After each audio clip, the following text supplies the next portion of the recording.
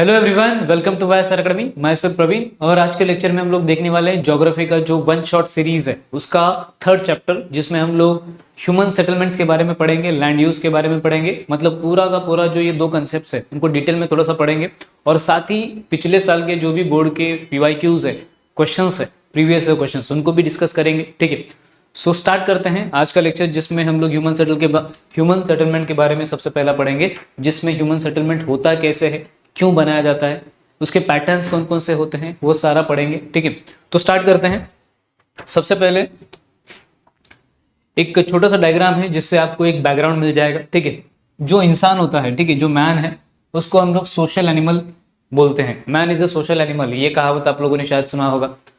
इसका मीनिंग क्या होता है कि नॉर्मली इंसान अकेला रहना पसंद नहीं करता। जब से दुनिया बनी है, जब से इंसान इस दुनिया में आया है, तब से लेके आज तक इंसान आइसोलेशन में रहना पसंद नहीं करता, अकेला रहना पसंद नहीं करता। ठीक है, उसको लोग चाहिए साथ में रहने के लिए, ताकि वो विदाउट फियर और अच्छे से जी सके, ताकि उसके जो भी नीड्स है, सोशल नीड्स है, वो कंप्लीट हो सके, उसकी जो बेसिक नीड्स है वो कंप्लीट हो सके, वो फियर में ना रहे और वो एक कोऑपरेशन के साथ उनका छोटा सा सोसाइटी चलते रहे। इसलिए इंसान को सोशल एनिमल बोला जाता है, क्योंकि वो सोसाइटी में लोगों के साथ रहना पसंद करता है। सिंपल। ठीक है, अभी इसमें जो इंसान है वो सोशल बॉन्डिंग डेवलप करता है, उसके कुछ सोशल नीड्स होते हैं। ठीक है,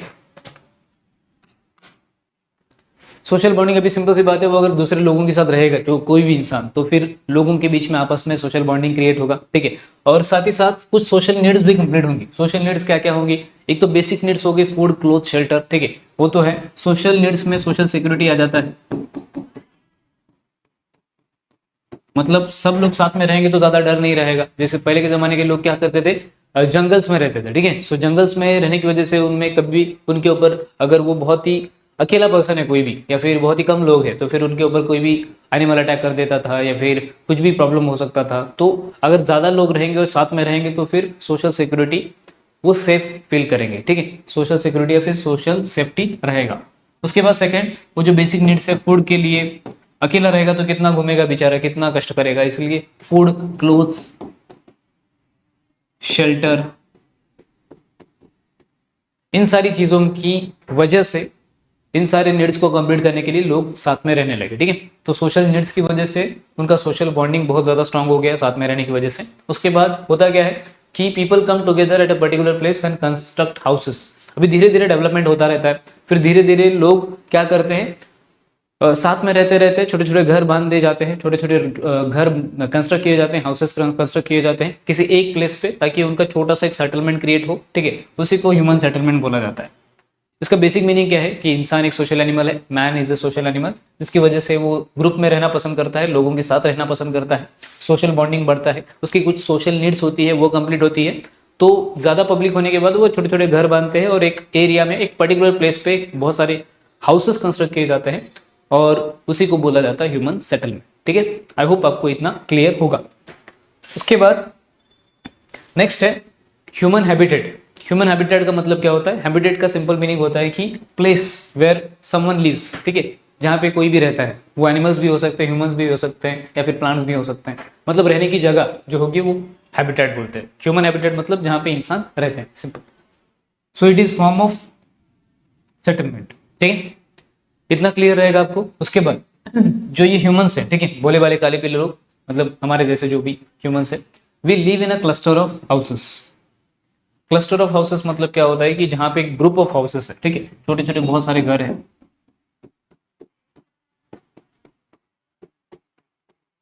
तो ऐसे बहुत सारे घर रहेंगे तो उसको क्लस्टर ऑफ हाउसेस बोलेंगे, सिंपल सी बात है। ठीक है, उसके बाद हम लोग कहाँ पे रह सकते हैं ऐसे क्लस्टर ऑफ हाउसेस बना के? एक तो विलेज में रह सकते हैं, टाउन में रह सकते हैं, सिटी में रह सकते हैं। ठीक है, विलेज, टाउन या फिर सिटी, कहीं पे भी रहेंगे तो वो जो क्लस्टर ऑफ हाउसेस रहेगा जहाँ पे लोग मिल के रह रहे हैं, उसको सेटलमेंट बोला जाएगा, human settlement. So village, town and city are the examples of settlement. ठीक है, आई होप आपको इतना क्लियर होगा।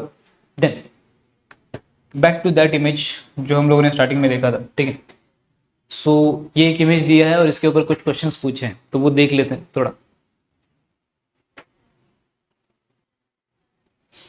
ओके, तो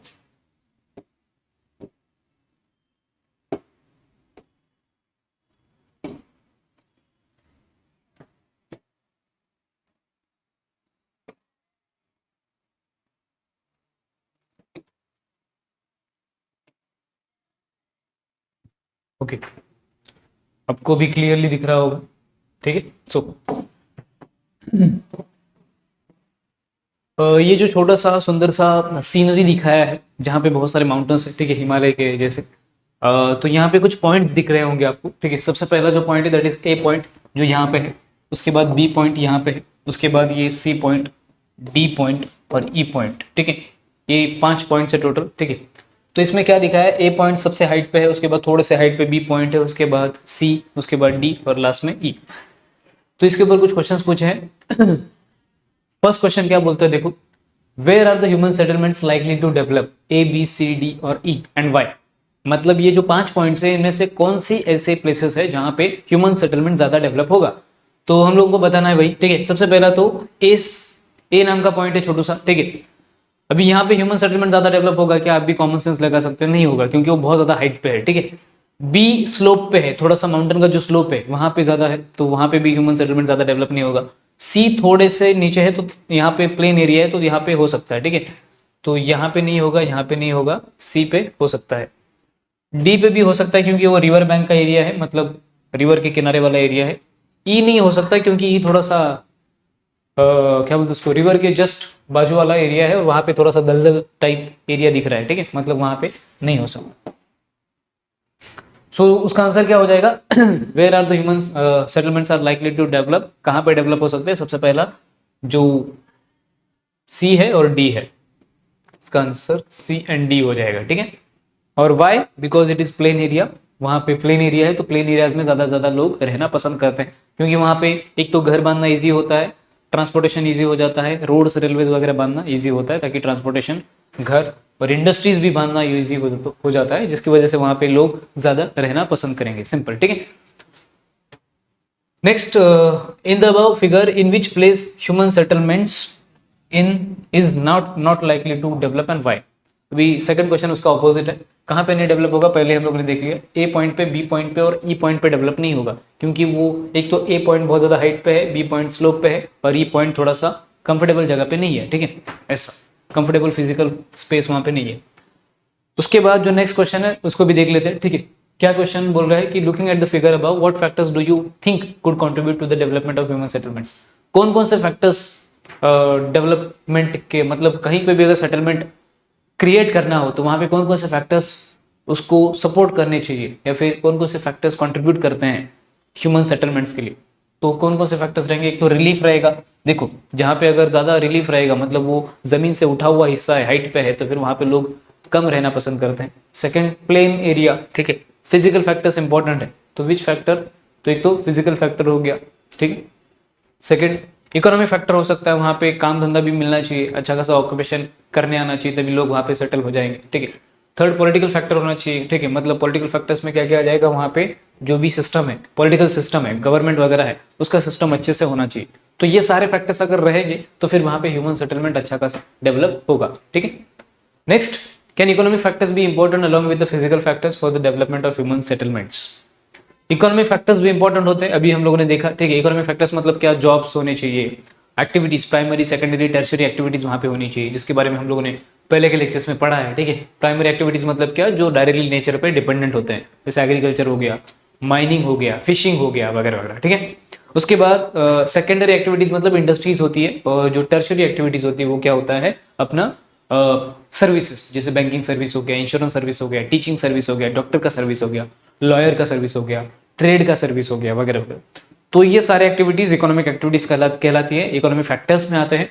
तो इकोनॉमिक फैक्टर्स इंपॉर्टेंट है फिजिकल फैक्टर्स के साथ, ताकि वहां पे सेटलमेंट का डेवलपमेंट हो सके। उसके बाद do physical factors affect the economic activities of the human settlements, yes. अभी सिंपल सी बात है, प्लेन एरिया रहेगा, मतलब प्लेन एरिया क्या है, एक फिजिकल फैक्टर है, उसकी वजह से वहां पे एग्रीकल्चर होगा, मतलब वो प्राइमरी इकोनॉमिक एक्टिविटी है। सो फिजिकल फैक्टर्स अफेक्ट करते हैं इकोनॉमिक एक्टिविटीज को, सिंपल। उसके बाद make a list of factors which affect the development of settlements in an area. कौन कौन से फैक्टर्स रहेंगे, social factors, political factors, cultural factors, physical factors, economic factors, वगैरह वगैरह। ये सारे फैक्टर्स की वजह से वहां पे सेटलमेंट कैसे डेवलप होगा, कौन सा पैटर्न रहेगा, वगैरह वगैरह, वो सब डिपेंड करता है, ठीक है। सो ये डायग्राम हो गया, ये क्वेश्चंस हो गए। उसके बाद आगे बढ़ते हैं। हाँ, टाइप्स ऑफ सेटलमेंट्स क्या होते हैं वो देखते हैं, ठीक है। सबसे पहला जो आप लोगों को ये 4 इमेजेस दिख रहे हैं, बहुत खूबसूरत इमेजेस है, ठीक है। सबसे पहला देखो यहाँ पे ये जो एरिया है, इस एरिया में आपको दिख रहा होगा घर बहुत पास पास है, जहाँ पे क्लस्टर्ड घर होते हैं, मतलब घरों के बीच का जो स्पेस होता है वो बहुत कम होता है और बहुत पास पास घर है और बहुत ज्यादा कॉम्पैक्ट तरीके से वो एक ही जगह पे कॉन्सेंट्रेटेड है, तो फिर उसको बोला जाता है न्यूक्लिएटेड सेटलमेंट, ठीक है, न्यूक्लिएटेड सेटलमेंट। या फिर उसको दूसरा नाम है कॉम्पैक्ट सेटलमेंट, या फिर उसका तीसरा नाम है क्लस्टर्ड सेटलमेंट, क्लस्टर्ड सेटलमेंट, ठीक है। या तो न्यूक्लिएटेड सेटलमेंट, कॉम्पैक्ट सेटलमेंट या फिर क्लस्टर्ड सेटलमेंट। इसका मीनिंग क्या होता है कि घर बहुत बहुत पास होंगे, जैसे आपको इस इमेज में दिख रहा होगा, दो घरों के बीच में या फिर घरों के बीच में ज्यादा स्पेस नहीं रहेगा, इसलिए इसको क्लस्टर्ड सेटलमेंट ऐसा बोलते हैं, ठीक है। नेक्स्ट आपको वो दूसरा इमेज दिख रहा होगा जहां पे घर है पास पास है लेकिन बहुत ज्यादा अमाउंट में कॉन्सेंट्रेशन नहीं है घरों का। देखो यहाँ पे कितना भरा भरा दिख रहा है, यहाँ पे थोड़ा सा कम भरा हुआ है, ठीक है। घरों के बीच में ज्यादा स्पेस नहीं है लेकिन फिर भी कम है घर इसके कंपैरिजन में, तो इसको क्या बोलते हैं, सेमी क्लस्टर्ड,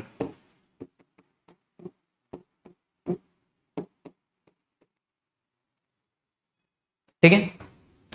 जैसे इंग्लिश मीडियम होता है, जैसे इंग्लिश मीडियम होता है, सेमी इंग्लिश मीडियम होता है, वैसे ही यहाँ पे क्लस्टर्ड और वो सेमी क्लस्टर्ड, मतलब इसके कंपैरिजन में वो थोड़ा सा कम कंसंट्रेशन होता है घरों का, ठीक है, जैसे आपकी आप इमेज में देख सकते हो। थर्ड जो दिखाया है दैट इज ये वाला, ठीक है। ये कौन सा है सेटलमेंट है, तो घर एक दूसरे से बहुत दूर दूर है, बहुत दूर दूर है, तो यहाँ पे इसको क्या बोलेंगे हम लोग, डिस्पर्स सेटलमेंट,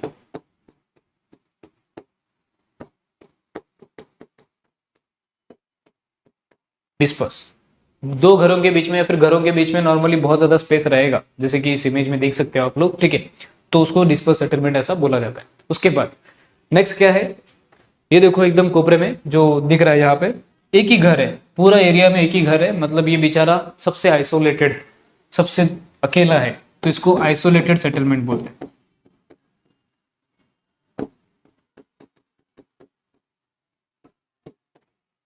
ठीक है। आई होप आपको ये 4 टाइप के सेटलमेंट क्लियर हो गए होंगे, ठीक है। क्लस्टर्ड, सेमी क्लस्टर्ड, डिस्पर्स और आइसोलेटेड, ठीक है। ओके, सो आगे बढ़ते हैं। अभी आपको आपके बुक में क्या दिया है कि अलग अलग ऐसे बड़ा सा डबड़ा दिया है, एक तो बड़ा सा बॉक्स दिया है, उसमें क्या किया है कि एक साइड इमेजेस दिए है और दूसरी साइड उसका डिस्क्रिप्शन दिया है कि वो कौन से पैटर्न का सेटलमेंट है वो बताया है, ठीक है। तो उनका जोड़ियां लगाना है, उनके मैचेस करने हैं, तो मैंने डायरेक्टली मैच बना के बताया आपको। सो एक एक एक करके सब लोगों को देखते हैं, ठीक है। सो सबसे पहले हम लोग क्या देखेंगे, ये जो आपको दिख रहा है बड़ा सा इमेज, ठीक है, ए करके इमेज है, वो ए बी सी डी ऐसे अलग अलग इमेजेस का नाम दिया है, ठीक है। और उसका जो डिस्क्रिप्शन है उसको मैंने जोड़ दिया पहले ही, ये पैटर्नलेस डिस्क्रिप्शन है, पैटर्नलेस, ठीक है।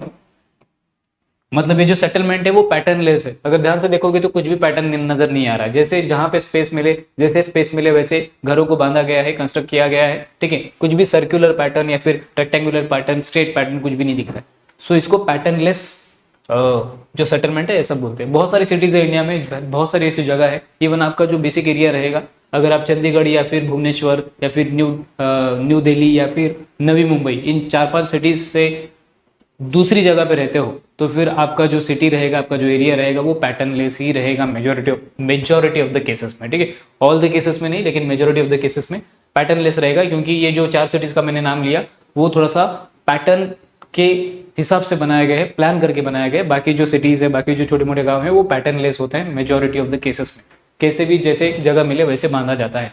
तो फर्स्ट पॉइंट क्या है इसका डिस्क्रिप्शन अगर देखेंगे, इसके कैरेक्टरिस्टिक्स देखेंगे, तो सबसे पहला, with the development of settlement the size of the population also increases, increasing population leads to hyperized development of settlements। मतलब अगर सिंपल सी बात है, एक छोटा सा सेटलमेंट रहा, ठीक है, तो जैसे जैसे बाहर से पॉपुलेशन उस एरिया में आता रहेगा या फिर वहां का पॉपुलेशन बढ़ता रहेगा, तो फिर उसका एरिया भी बढ़ता रहेगा, एरिया बढ़ेगा तो फिर सेटलमेंट का साइज बढ़ेगा, सिंपल सी बात है। और जैसे जगह मिले, houses are built as per convenience and space available, जैसे स्पेस मिले, जैसे कन्वीनियंट लगे वैसे घर बांधे जाते हैं बिना किसी भी पैटर्न के, ठीक है। तो फर्स्ट थिंग ये, तो इसका आंसर क्या हो जाएगा, नॉर्मली पैटर्नलेस इसको मैच करता है, मतलब ए, ठीक है, इसका आंसर हो जाएगा ए, आई होप आपको इतना क्लियर है। नेक्स्ट, ये डायग्राम देखो अच्छे से पहले, ठीक है। इसमें क्या किया है, एकदम स्ट्रेट रोड जा रहा है बीच में से, ठीक है, और उस स्ट्रेट रोड के आजू बाजू में सेटलमेंट क्रिएट हुआ है, ठीक है। मतलब ये स्ट्रेट रोड की वजह से उसके आजू बाजू में सेटलमेंट क्रिएट हुआ है, that is called as linear pattern. Linear मतलब स्ट्रेट पैटर्न, सिंपल, ठीक है। तो उसके क्या क्या कैरेक्टरिस्टिक्स है, सबसे पहला तो settlements occur along the road, या तो एक स्ट्रेट रोड या फिर स्ट्रेट रेलवे या फिर स्ट्रेट कैनल। कैनल मतलब क्या होता है, छोटा सा जो आर्टिफिशियल रिवर टाइप बनाया गया है उसको कैनल बोलते हैं, ठीक है। और रिवर या तो रोड या तो रेलवे या तो कैनल या तो रिवर। रिवर का एग्जांपल देंगे तो साबरमती रिवर है, ठीक है। साबरमती रिवर अहमदाबाद के सिटी से गुजरती है, वो भी ऑलमोस्ट स्ट्रेट है और उसके आजू बाजू में सेटलमेंट क्रिएट हुए, ठीक है। तो बीच में सेंटर में एक लीनियर पैटर्न में, स्ट्रेट पैटर्न में रोड भी हो सकता है, रेलवे भी हो सकता है, रिवर भी हो सकता है, कैनल भी हो सकता है, वो स्ट्रेट लाइन में रहेगा और उसके हिसाब से आजू बाजू में जो भी सेटलमेंट क्रिएट होगा उसको बोलते हैं लीनियर सेटलमेंट, ठीक है। तो इसका आंसर क्या हो जाएगा, बी इमेज मैच करता है, सो बी, ओके। देन नेक्स्ट, ये जो नेक्स्ट है ट्रायंगुलर पैटर्न, ठीक है। जैसे कि आप यहाँ देख सकते हो ये ट्रायंगल है, ठीक है, इसको ऐसे जोड़ देंगे तो ट्रायंगुलर हो जाएगा, ठीक है। सो ट्रायंगुलर पैटर्न नॉर्मली कहाँ पे पाया जाता है, जहाँ पे दो नदियों का संगम होता है, ठीक है। जैसे सपोज करो यहाँ से एक नदी आ रही है, यहाँ से एक नदी आ रही है, तो ये दोनों मिक्स हो रही है और यहाँ पे एक किनारे पे, उन नदियों के किनारे पे एक सेटलमेंट क्रिएट होता है और थर्ड साइड पे भी सेटलमेंट क्रिएट होता है, जिसको ट्रायंगुलर पैटर्न का सेटलमेंट बोलते हैं, ठीक है। So on the confluence of two rivers और रोड्स, या तो रोड्स मर्ज हो सकते हैं, दो रोड्स ऐसे, और वहाँ पे ट्रायंगुलर पैटर्न क्रिएट हो सकता है, या फिर टू रिवर्स या फिर टू ओशियंस भी, जैसे अपना इंडिया का अगर देखेंगे, ठीक है।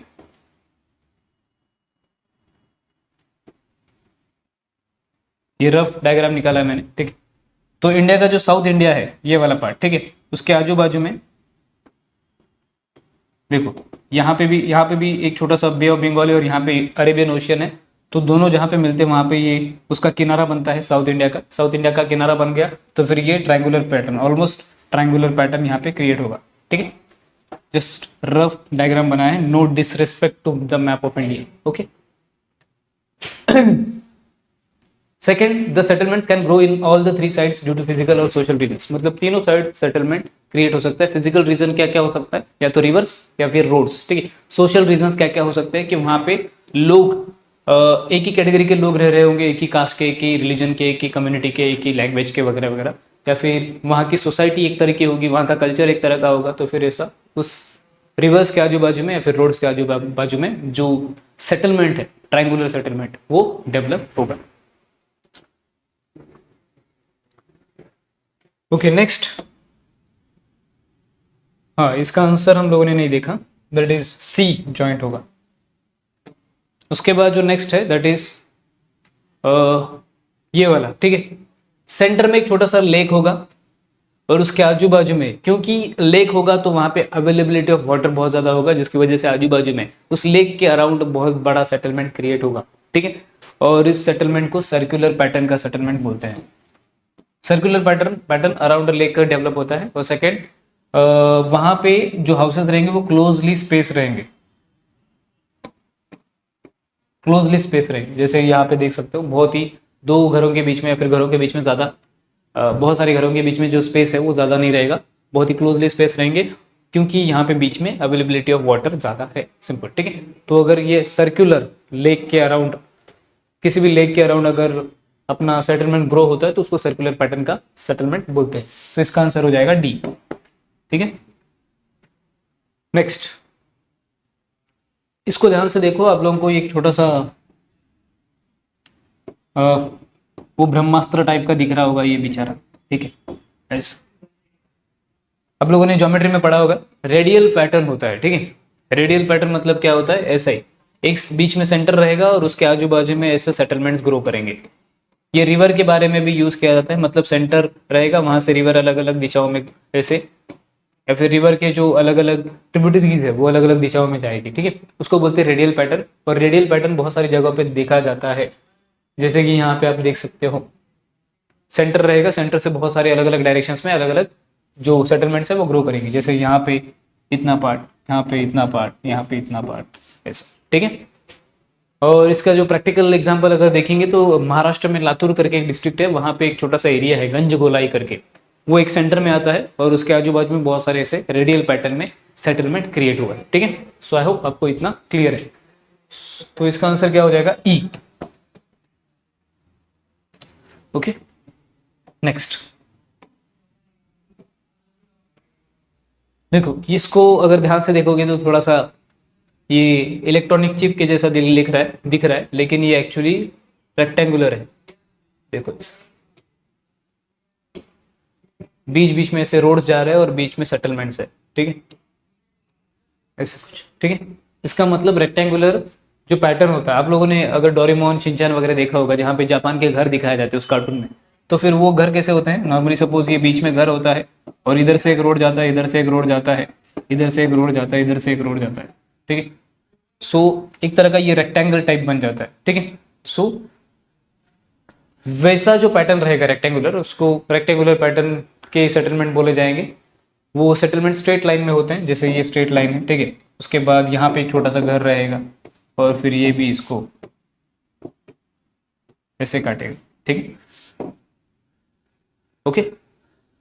सच lines are parallel to each other. देखो पैरेलल टू ईच अदर सारी लाइन्स दिख रही है। ठीक है, दिस डेज प्लान सिटीज में टेक सच शेप, मतलब आज के ज़माने में अगर प्लान करना हो किसी भी सिटी को तो ऐसे शेप में बनाया जा सकता है ताकि ट्रांसपोर्टेशन भी इजी रहे और पूरा जो एरिया रहे वो थोड़ा सा प्लान और सिस्टमेटिक दिखेगा। ठीक है, और रहेगा।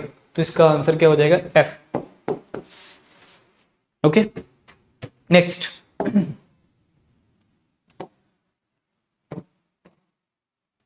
टाइप्स ऑफ अर्बन सेटलमेंट्स करके एक छोटा सा टॉपिक है। मतलब अर्बन सेटलमेंट्स के भी अलग अलग टाइप होते हैं जो अभी हम लोगों ने देखे। ठीक है, अगर आपको महाराष्ट्र का देखना है तो एक वेबसाइट है जो यहाँ पे दिखा है censusindia.government.in 2011। ऐसा मतलब इस लिंक को टाइप करोगे और वहाँ पे जाओगे इस वेबसाइट पे तो आपको स्पेशली महाराष्ट्र का भी दिखेगा वहाँ पे क्लासिफिकेशन। ठीक है, जैसे class 1, class 2, class 3, class 4, class 5, class 6 ऐसे अलग अलग टाइप के सिटीज़ होते हैं। ठीक है, और उस सिटीज़ के हिसाब से कितना पॉपुलेशन उस सिटी में रहेगा, उस एरिया में रहेगा, वो बताया जाता है। तो अगर आपको टाइम मिले तो कभी बीच में देख सकते हो। ठीक है, नेक्स्ट और एक डबड़ा दिया है यहाँ पे छोटू सा, जहाँ पे किसी भी सिटी का नाम बताना है आपको जो महाराष्ट्र से हो या फिर आउटसाइड महाराष्ट्र हो। एक विद इन द महाराष्ट्र और एक आउटसाइड महाराष्ट्र, जो ये सारे फंक्शंस परफॉर्म करता हो। ठीक है, एक तो administrative function, second industrial, transport, commercial, mining, containment, educational, religious और टूरिज्म। ठीक है, सबका मीनिंग आपको पता होगा शायद से। एडमिनिस्ट्रेटिव मतलब जहाँ से एडमिनिस्ट्रेशन होता है, जो पॉलिटिकल चीज़ें जहाँ पे होती है, जैसे कि मंत्रालय हो गया, जहाँ से पूरे सिटी को कंट्रोल किया जाता है, पूरे स्टेट को कंट्रोल किया जाता है, वगैरह वगैरह। इंडस्ट्रियल मतलब जहाँ जहाँ पे इंडस्ट्रीज बहुत ज़्यादा है। उसके बाद ट्रांसपोर्ट मतलब जहाँ पे ट्रांसपोर्टेशन सिस्टम बहुत स्ट्रांग है। उसके बाद कमर्शियल का मतलब होता है जहाँ पे ट्रेड बहुत ज़्यादा होता है, कमर्शियल बिजनेसेस वगैरह होते हैं। माइनिंग जहाँ पे होता है। कॉन्टेनमेंट मतलब ये आर्मी वाला एरिया होता है, से सिक्योरिटी वाला एरिया होता है जो इंडियन आर्म फोर्सेस के लिए होता है। ठीक है, उसके बाद educational area, religious area, tourism वाला एरिया। तो आपको विद इन द महाराष्ट्र एक एग्जांपल देना और आउटसाइड महाराष्ट्र का एक एग्जांपल देना है। ठीक है, तो एक एक करके देखते हैं इनको।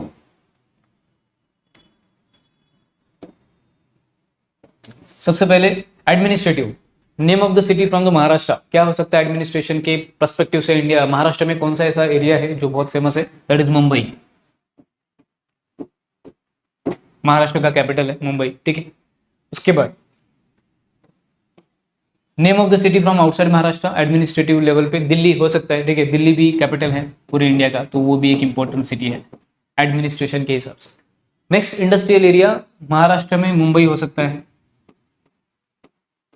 एक्चुअली बहुत सारी इंडस्ट्रीज मुंबई में लोकेटेड है। आउटसाइड महाराष्ट्र क्या हो जाएगा?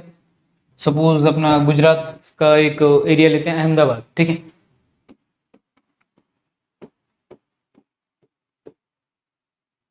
ट्रांसपोर्ट के हिसाब से महाराष्ट्र का फिर से मुंबई आ सकता है, लेकिन थोड़ा सा दूसरा एग्जांपल लेते हैं, पुणे अच्छा खासा डेवलप है। आउटसाइड महाराष्ट्र कौन सा सिटी हो सकता है? सपोज करो अपना चेन्नई,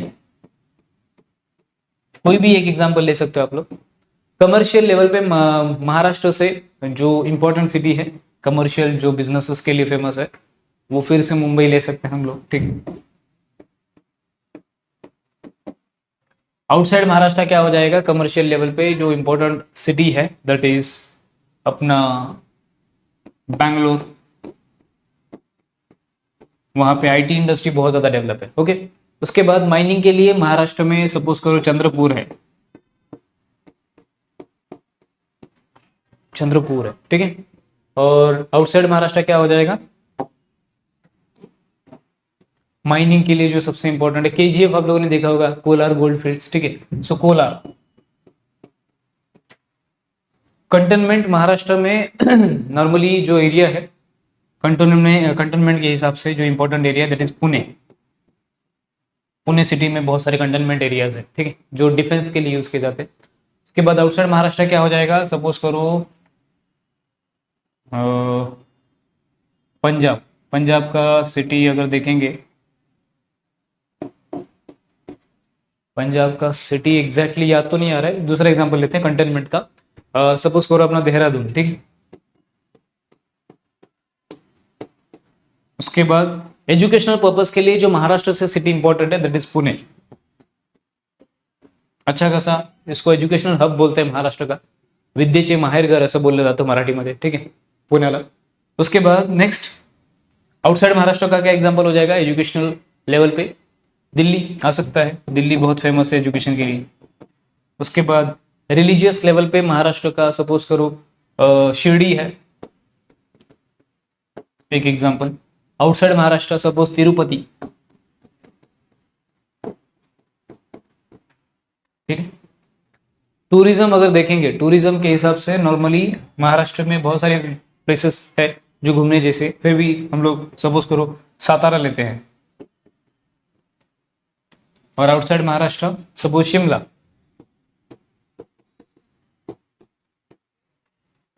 ओके। सो ये सारे एग्जांपल्स है। अभी ध्यान से देखोगे तो एक ही सिटी दो तीन बार रिपीट हुई है, जैसे मुंबई एडमिनिस्ट्रेटिव लेवल पे भी है, इंडस्ट्रियल लेवल पे भी है, कमर्शियल लेवल पे भी है, मुंबई 3 बार रिपीट हुआ है। पुणे भी 3 बार रिपीट हुआ है, ट्रांसपोर्ट के लेवल पे है। उसके बाद कंटेनमेंट के लेवल पे है, एजुकेशनल लेवल पे है, वगैरह वगैरह, ठीक है। उसके बाद दिल्ली भी रिपीट हुआ है, दिल्ली आउटसाइड महाराष्ट्र में एडमिनिस्ट्रेटिव लेवल पे है और एजुकेशन के लेवल पे है। इसका मतलब एक ही सिटी अलग अलग फंक्शंस परफॉर्म कर सकता है, ठीक है। यही बताना चाहते हैं इस डबडे से कि एक ही जो सिटी रहेगा, एक ही जो एरिया रहेगा, रीजन रहेगा, वो एक से ज्यादा फंक्शंस परफॉर्म कर सकता है, ये पॉसिबल है, ठीक है। सो आई होप आपको इधर तक पूरा जो कंसेप्ट है वो क्लियर हुआ रहेगा। और इसमें नॉर्मली हम लोगों ने क्या देखा कि जो भी अपना ह्यूमन सेटलमेंट्स है वो क्या होता है, उसके पैटर्न्स क्या होते हैं और उससे रिलेटेड कुछ कंसेप्ट, ठीक है। ओके, सो आगे बढ़ते हैं। नेक्स्ट जो पॉइंट है दैट इज लैंड यूज, ठीक है। हम लोगों ने ह्यूमन सेटलमेंट के बारे में कंप्लीट कर दिया सारा कंसेप्ट। उसके बाद जो नेक्स्ट है लैंड यूज से रिलेटेड जो कंसेप्ट है, लैंड यूज से रिलेटेड जो भी अलग अलग उसके टाइप्स है उसके बारे में पढ़ेंगे, ठीक है। सो सबसे पहले जो लैंड यूज के बारे में बताया है उसके जो दो मेन कैटेगरीज है, ठीक है, एक रूरल लैंड यूज, दूसरा अर्बन लैंड यूज। उसको समझने से पहले हम लोग ये समझते हैं लैंड यूज का मतलब क्या होता है। जो भी जमीन है पूरी दुनिया में, ठीक है, या फिर जो भी लैंड अवेलेबल है पूरी दुनिया में, उसका किस पर्पस के लिए यूज होता है उसी को लैंड यूज बोलते हैं। जैसे कोई रिसाइड करने के लिए, रहने के लिए यूज करते हैं, कोई खेती करने के लिए, एग्रीकल्चर के लिए यूज करते हैं, कोई माइनिंग के लिए, कोई इंडस्ट्री के लिए, कोई शॉप्स के लिए, अलग अलग वजहों के लिए, अलग अलग रीजंस के लिए अलग अलग लैंड का यूज किया जाता है, उसी को लैंड यूज बोलते हैं। इसको दो कैटेगरीज में डिवाइड कर सकते हैं, एक है अपना रूरल लैंड यूज, उसके बाद है अर्बन लैंड यूज। रूरल मतलब रूरल एरिया में, अर्बन मतलब अर्बन एरिया में, शहरों वाले एरिया में, ठीक है। सो एक एक करके देखते हैं। सबसे पहला रूरल एरिया को कवर करेंगे। रूरल एरिया में कौन कौन से तरीके से, कौन कौन से रीजंस के लिए लैंड का यूज किया जाता है, ठीक है। तो पहले इसको कवर करेंगे, उसके बाद अर्बन एरिया पे आएंगे। सबसे पहला रूरल एरिया में अगर देखेंगे,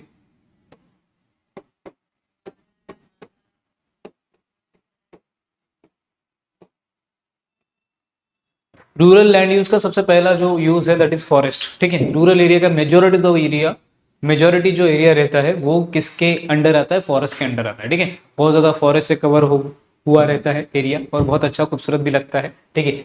इसलिए कुछ लोगों को गांव में जाना पसंद होता है कि वो फॉरेस्टेड एरिया होता है, वहां पे नेचर को ज्यादा डिस्टर्ब नहीं किया जाता, ठीक है। तो फॉरेस्टेड एरिया जो रहेगा वो रूरल लैंड यूज में आएगा। और इंडियन गवर्नमेंट का ये कोशिश है, ये नॉर्मली टारगेट है कि आने वाले कुछ सालों में हम लोग इंडिया का जो 33% एरिया है वो फॉरेस्टेड एरिया को कवर करना है, मतलब 33% जो इंडिया का एरिया रहेगा उसमें फॉरेस्ट को कंजर्व करना है या फिर फॉरेस्ट को ग्रो करना है, ठीक है ऐसा। नेक्स्ट, नॉन एग्रीकल्चरल यूज, ठीक है। नॉन एग्रीकल्चरल लैंड यूज मतलब एग्रीकल्चर के अलावा अलग अलग पर्पस के लिए, अलग अलग चीजों के लिए कैसे लैंड का यूज कर सकते हैं, ठीक है। जैसे एक तो इंडस्ट्री के लिए कर सकते हैं, छोटा मोटा इंडस्ट्री या फिर छोटा मोटा शॉप हो गया, जो भी छोटा मोटा बिजनेस हो गया वगैरह वगैरह। एग्रीकल्चर को छोड़ के बाकी अलग अलग जो यूजेस होंगे उस लैंड का किया जा सकता है। नेक्स्ट, जो थर्ड है रूरल एरिया में, that is barren wasteland. Barren wasteland मतलब क्या कि ऐसे ही पड़ा हुआ है सूखा जमीन, ठीक है। उसको बैरन क्यों बोलते हैं, क्योंकि वहां पे कल्टीवेशन नहीं हो सकता, वहां पे एग्रीकल्चर नहीं किया जा सकता और वो वेस्टलैंड है, ठीक है ऐसे। तो वहां पे छोटा मोटा घर वगैरह बांधा जा सकता है, बिल्डिंग्स वगैरह बांधी जा सकती है, क्रिएट की जा सकती है। Next, area under permanent pasture. Pasture का मतलब होता है ग्रेजिंग लैंड। अगर सिंपल लैंग्वेज में हम लोग समझे तो उसका मतलब होता है ग्रेजिंग लैंड।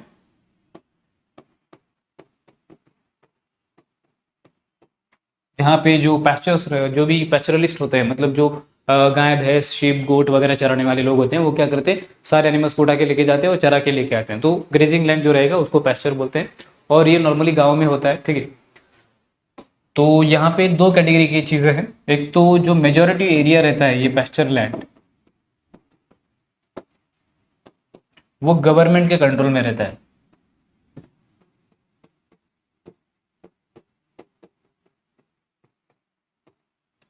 वो भी गवर्नमेंट के कंट्रोल में मतलब क्या, जो भी गांव में पंचायत रहता है, आप लोगों ने देखा होगा ग्राम पंचायत वगैरह रहता है, तो पंचायत जो होता है वो कवर करता है, उनके अंडर रहता है जो भी ये ग्रेजिंग लैंड है, ठीक है। कितना कवर करना है, कितना पैस्चर एक्टिविटी करने देना है वगैरह वगैरह, वो इनके अंडर रहता है।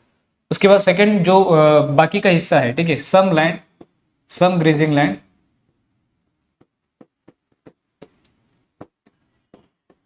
Is under private control.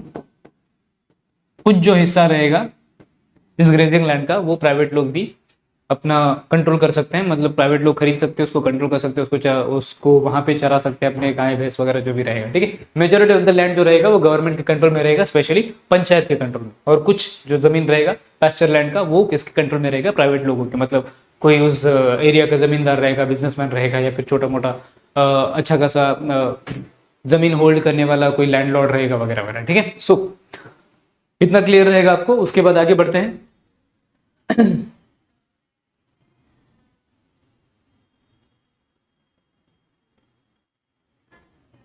Area under miscellaneous tree crops. Miscellaneous tree crops का मतलब क्या होता है कि नॉर्मली ऐसे क्रॉप्स जो फ्रूट्स वगैरह हो, जैसे कि एक ऑर्कार्ड का आप लोगों ने सुना होगा, ऑर्कार्ड ये वर्ड होता है। ऑर्कार्ड्स का मतलब क्या होता है, normally fruit trees.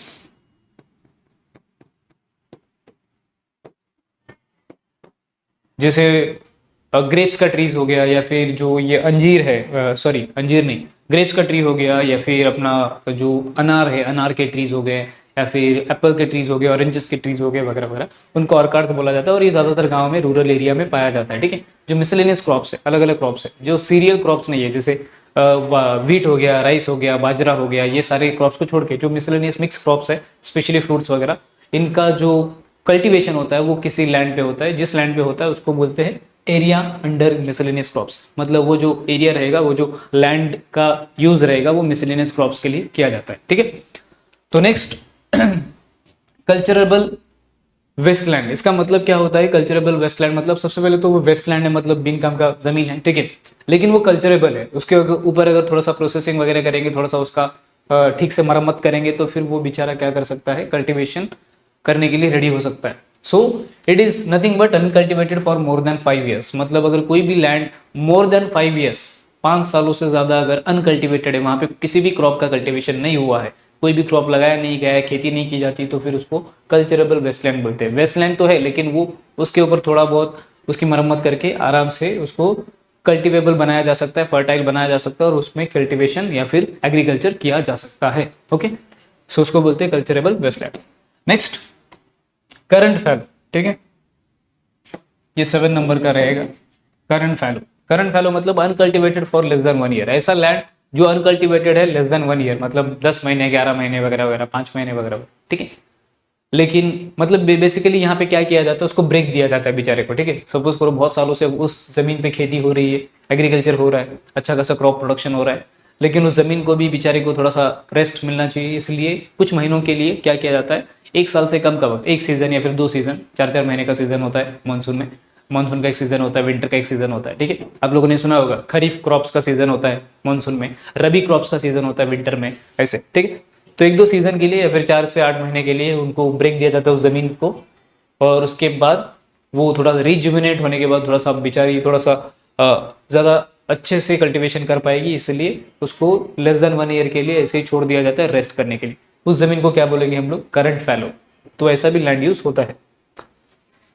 Next, fallow other than current fallow. Current fallow मतलब क्या देखा था अभी हम लोगों ने, uncultivated for the less than 1 year, ठीक है। और fallow other than current fallow का मतलब क्या होता है, uncultivated for more than year and less than 5 years, मतलब 1 साल से 5 साल के बीच में, ठीक है। वो मोर देन 1 ईयर है एंड लेस देन 5 ईयर्स है, मतलब 1 साल से 5 साल के बीच में कितना भी टाइम हो सकता है, वो फैलो है, मतलब उसका यूज नहीं किया गया है, उस लैंड को फैलो अदर देन करंट फैलो ऐसा बोला जाता है, ठीक है। So next, net sown area करके है। नेट सोन एरिया का मतलब क्या होता है, नॉर्मली जिस एरिया पे कल्टीवेशन किया जा रहा है, कल्टीवेटेड एरिया, जैसे इंडिया में लास्ट सेंसस के डेटा के हिसाब से अराउंड 60% जो लैंड था, लास्ट डेटा के हिसाब से 60% ऑफ द इंडियन लैंड, वहां पे उसको नेट सोन एरिया बोल सकते हैं, फिर कल्टीवेटेड एरिया बोल सकते हैं,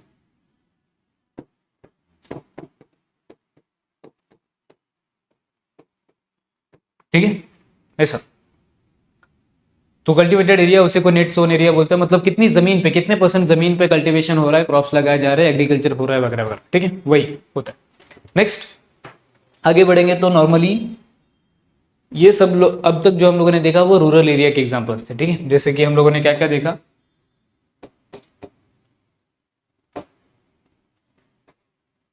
हाँ, रूरल लैंड यूज में फॉरेस्ट एक देखा, ठीक है। उसके बाद फॉरेस्ट के बाद किसको देखा, नॉन एग्रीकल्चरल यूज। उसके बाद हम लोगों ने बैरन वेस्टलैंड क्या होता है वो देखा। उसके बाद एरिया अंडर परमानेंट पैस्चर वो देखा। Next area under miscellaneous crops देखा। उसके बाद culturable wasteland, current fallow and fallow other than current fallow, और लास्ट में नेट सोन एरिया। ये 9 जो लैंड यूज के टाइप्स है वो रूरल एरिया में आते हैं, ठीक है। उसके बाद आगे बढ़ेंगे हम लोग अर्बन एरियाज में। अर्बन एरियाज में कौन कौन से कैटेगरी वाइज, कौन कौन सी चीजों के लिए, कौन कौन से रीजंस के लिए लैंड का यूज होता है। तो सबसे पहला जो है दैट इज रेसिडेंशियल एरियाज, ठीक है। अर्बन एरिया में मेजोरिटी ऑफ द लैंड जो रहेगा वो रेसिडेंशियल एरिया के तौर पे यूज किया जाएगा, मतलब वहाँ पे लोग रहेंगे, घर बांध के, घर कंस्ट्रक्ट करके आराम से रहेंगे। तो वो जो घरों वाला जहाँ पे लोग रहते हैं वो जो एरिया रहेगा वो रेसिडेंशियल एरिया कहलाएगा। उसके बाद नेक्स्ट क्या है, इंडस्ट्रियल एरियाज, ठीक है। वैसे बहुत सारे इंडस्ट्रियल एरियाज रहते हैं पूरे कंट्री में या फिर पूरे वर्ल्ड में, जहाँ पे स्पेशली अर्बन एरियाज में इंडस्ट्रियल एरियाज लोकेटेड होते हैं सिटी के आजू बाजू में, जहाँ पे बहुत सारी इंडस्ट्रीज हुए, जैसे कि सीमेंट इंडस्ट्री हो गया, स्टील इंडस्ट्री हो गया, ऑटोमोबाइल इंडस्ट्री हो गया वगैरह वगैरह, ठीक है। फॉर एग्जाम्पल मुंबई में बहुत सारे इंडस्ट्रियल एरियाज है, ठीक है। इवन पुणे में भी बहुत सारे इंडस्ट्रियल एरियाज है, ऐसा।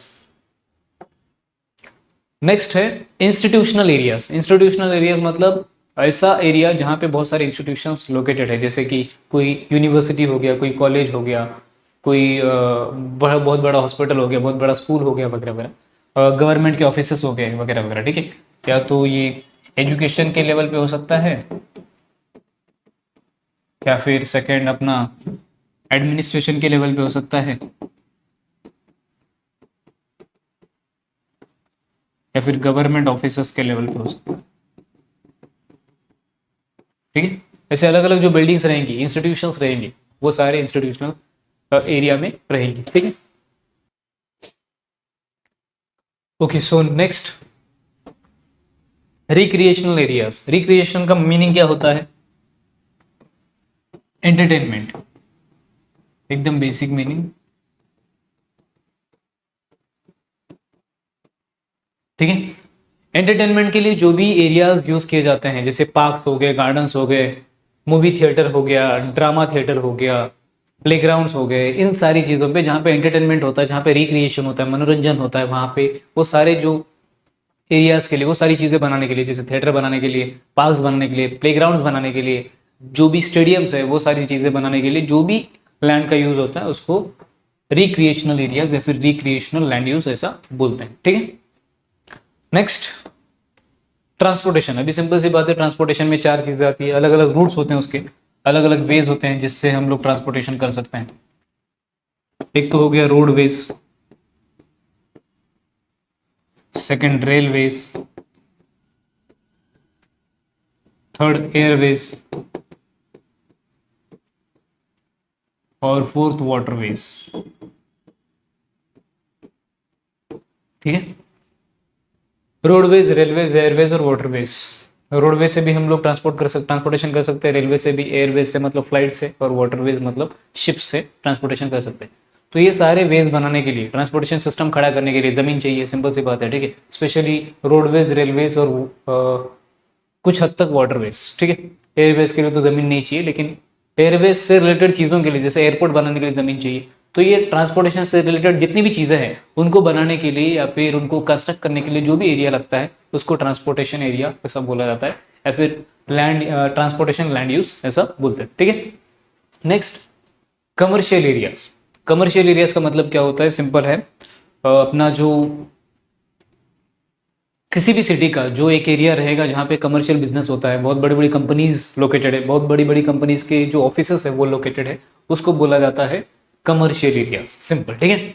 तो जैसे कि एक बीकेसी करके एक एरिया है अपने मुंबई के आजू बाजू में, बीकेसी मतलब बांद्रा कुर्ला कॉम्प्लेक्स, ठीक है, ये कमर्शियल एरिया है।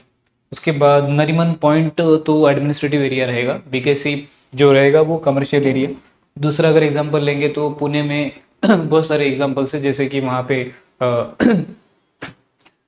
शिवाजी नगर के आसपास वाला एरिया जो रहेगा वो थोड़ा सा अपना कमर्शियल एरिया कहलाता है। ठीक है, और हर सिटी में एक छोटा सा कमर्शियल एरिया होता है जहाँ पे जो सिटी के मेन मेन कंपनीज है, इंडस्ट्रीज है, उनके ऑफिस वगैरह लोकेटेड होते हैं। ठीक है, ऐसा।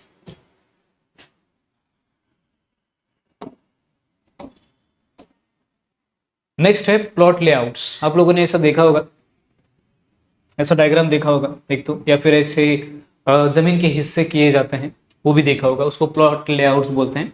जो बेचने के लिए, जमीन बेचने के लिए प्लॉट्स में डिवाइड किया जाता है। ठीक है, तो प्लॉट लेआउट्स भी इंपॉर्टेंट लैंड यूज है, मतलब ये स्पेशली बाद में कंस्ट्रक्शन करने के लिए, बिल्डिंग्स वगैरह बनाने के लिए, फिर घर वगैरह बनाने के लिए, शॉप्स बनाने के लिए यूज किया जाता है। ठीक है, इसका रफ डायग्राम इधर दिया है, और इसका जो एक्चुअल डिवाइडेशन होता है, डिवाइड किया जाता है लैंड को, वो इधर दिखा है। ठीक है, ऐसे अलग अलग पैटर्न्स में, सर्कुलर या फिर सॉरी रेक्टेंगुलर या फिर स्क्वायर पैटर्न में उसको डिवाइड किया है। ठीक है,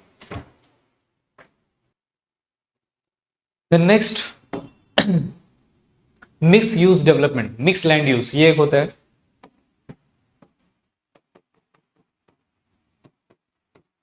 जो मेजॉरिटी केसेस में सिटीज में ज्यादा होता है, मिक्स लैंड यूज मतलब एक ही लैंड का अलग अलग चीजों के लिए यूज करना। जैसे इस इमेज में आप लोग देख सकते हो, एक ही लैंड पे बहुत बहुत बड़ी बिल्डिंग बनी है, जहाँ पे ये रेसिडेंशियल एरिया है, मतलब यहाँ पे कुछ लोग रहते हैं। उसके बाद ये ऑफिस का एरिया है उसी बिल्डिंग में, और ये नीचे एंटरटेनमेंट का एरिया है। ठीक है, और ये कमर्शियल एरिया, रिटेल मतलब कमर्शियल एरिया। ठीक है, एक ही जमीन पे वो बहुत बड़ी बिल्डिंग क्रिएट की गई है, और उसी जमीन का अलग अलग चीजों के लिए यूज हो रहा है। जैसे ऑफिस के लिए भी मतलब इंस्टीट्यूशनल एरिया, ये रेसिडेंशियल एरिया, ये रिटेल मतलब कमर्शियल एरिया रहेगा, और ये एंटरटेनमेंट रिक्रिएशनल एरिया। तो एक ही लैंड का अलग अलग पर्पज के लिए अगर यूज करेंगे तो उसको बोलेंगे मिक्स लैंड यूज। ठीक, सिंपल। देन नेक्स्ट एक छोटा सा ये दिया है आपको, कुछ कंसेप्ट देखेंगे आगे हम लोग।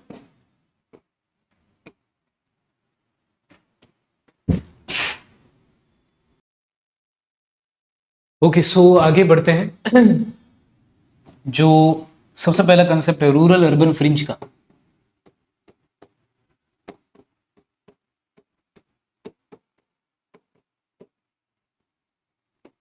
इसका मतलब क्या होता है वो देखते हैं। रूरल अर्बन फ्रिंज का बेसिक मीनिंग होता है area between rural and urban area. ठीक है, सपोज एक कोई एरिया है, it is between urban and rural area. ठीक है। जैसे सपोज करो एक मुंबई का एरिया है, ये मुंबई है, ठीक है।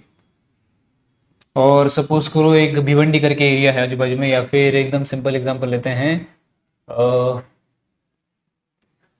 रूरल एरिया का एग्जांपल। सपोज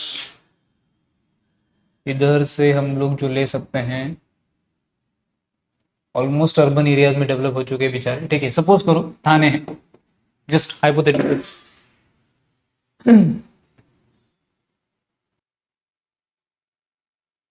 ओके, एक मुंबई है, दूसरा ठाणे। ठाणे का majority of the part urban area में आता है, लेकिन कुछ पार्ट रूरल एरिया में भी आता है। तो सपोज करो ये मुंबई है और ये ठाणे है, तो इन दोनों के बीच में जो भी एरिया रहेगा, ये एरिया, ठीक है, जो भी छोटे मोटे टाउन्स वगैरह आएंगे, तो मुंबई और ठाणे के बीच में मतलब एक अर्बन एरिया है और दूसरा थोड़ा सा रूरल एरिया है। तो इन दोनों के बीच में जो भी एरिया आएगा उसको बोलेंगे रूरल अर्बन फ्रिंज, मतलब सैंडविच के जैसा बीच वाला जो टाउन रहेगा, ठीक है। आई होप आपको क्लियर रहेगा। नेक्स्ट, अगर जो दूसरा कंसेप्ट है सबअर्ब्स का, सबअर्ब्स का सिंपल मीनिंग होता है सब अर्बन एरिया। सब अर्बन एरिया, सब अर्बन मतलब जैसे इंग्लिश मीडियम वाले लोग होते हैं, सेम इंग्लिश वाले होते हैं, ठीक है, वैसे ही एक पूरा अर्बन होता है, एक सब अर्बन एरिया होता है। सब अर्बन मतलब अर्बन एरिया के आजू बाजू वाले टाउन्स, ठीक है, towns around big metro cities, मतलब बहुत जो बड़े बड़े सिटीज है, जैसे मुंबई हो गया, अपना पुणे हो गया, दिल्ली हो गया, चेन्नई हो गया, कोलकाता हो गया वगैरह वगैरह, उस बड़े बड़े सिटीज के अराउंड छोटे छोटे जो टाउन्स डेवलप होते हैं उसको बोलते हैं सब अर्बन एरिया, क्योंकि वो धीरे धीरे अर्बन एरिया में कन्वर्ट हो रहे होते हैं। तो यहाँ के लिए ये बेस्ट एग्जाम्पल है। सपोज ये मुंबई का इलाका है, तो मुंबई के जस्ट बाजू में ये जो अंधेरी वगैरह है, ठीक है,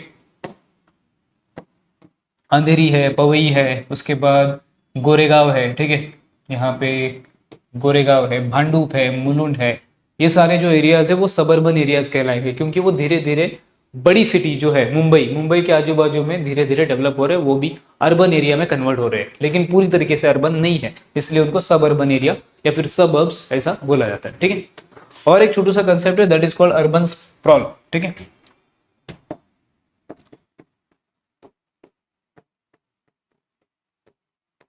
अर्बन स्प्रॉल का मतलब वही होता है कि एक बड़ी सिटी होती है और उसके आजू बाजू में जो छोटे छोटे टाउन्स होते हैं वो धीरे धीरे कन्वर्ट होने लगते हैं अर्बन एरियाज में, उसी कंसेप्ट को अर्बन स्प्रॉल ऐसा बोलते हैं, ठीक है। आई होप आपको ये तीनों कंसेप्ट क्लियर है। सबसे पहला रूरल अर्बन फ्रिंज मतलब एक अर्बन एरिया और दूसरा रूरल एरिया, उन दोनों के बीच में जो भी छोटा मोटा टाउन वगैरह रहेगा, जो भी एरिया रहेगा, उसको रूरल अर्बन फ्रिंज ऐसा बोलते हैं, बेसिक सैंडविच टाइप, ठीक है।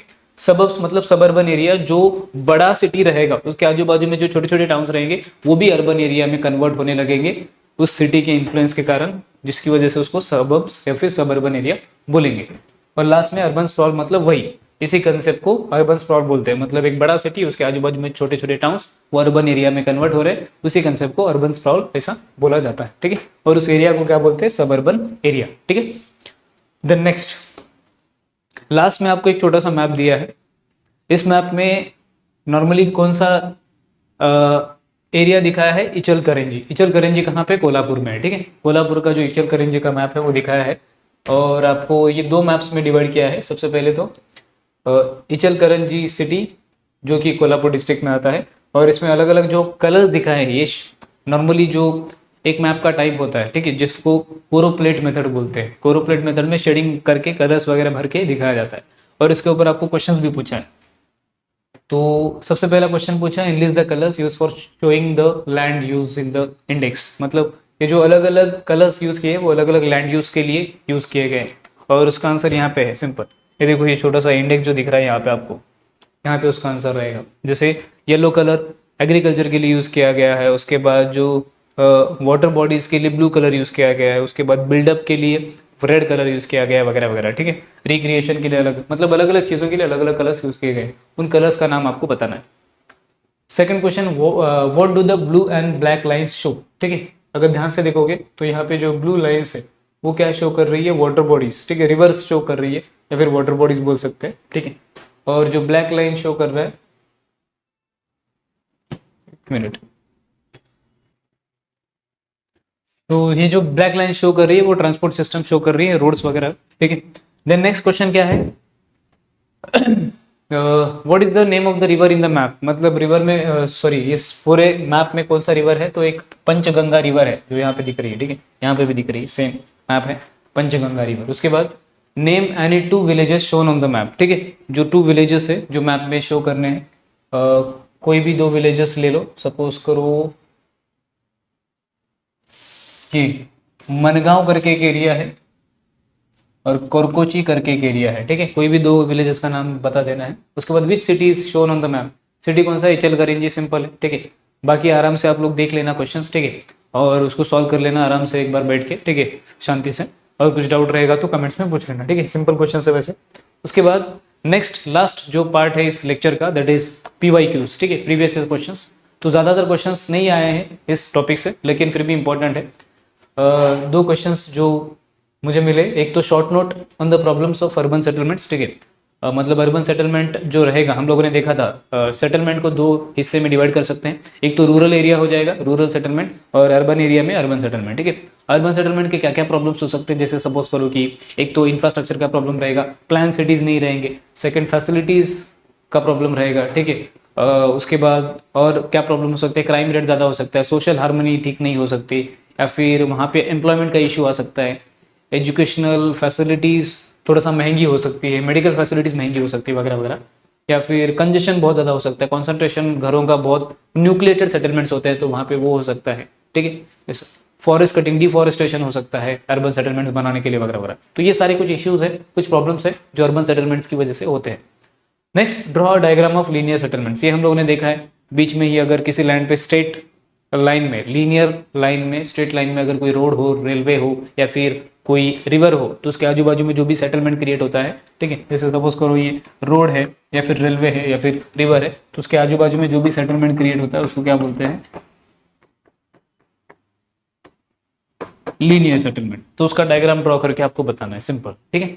सो आई होप आपको पूरा लेक्चर समझ में आया होगा, और कुछ डाउट रहे तो आप कमेंट्स में पूछ सकते हो। और इसके साथ आपका जो 3rd चैप्टर है वो कॉम्प्रहेंसिवली पूरी तरीके से कंप्लीट हो जाता है, ठीक है। 1 शॉट सीरीज का जो पूरा का पूरा चैप्टर है ये आज के लेक्चर में कंप्लीट डन हो गया है। और मिलते हैं अगले लेक्चर में, जिसमें आपका 4th, 5th, 6th, 7th, 8th एक एक करके सारे चैप्टर्स हम लोग कवर कर देंगे बहुत जल्द। ओके, सो अगले लेक्चर में मिलते हैं, तब तक के लिए thank you so much, bye.